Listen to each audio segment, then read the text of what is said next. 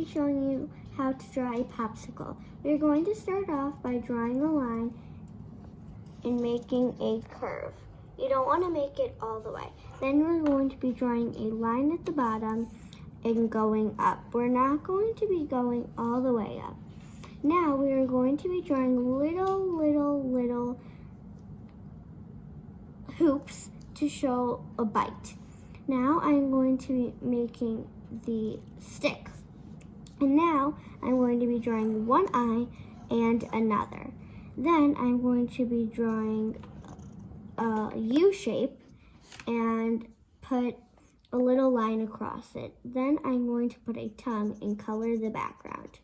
Now we're going to go to the eyes. I'm going to add eyelashes, but you guys don't have to. Then I'm going to draw one circle here and one circle here. I'm going to color the outside of the circles. Now I'm going to do the same process with the other eye. And there you have it, a really cute popsicle.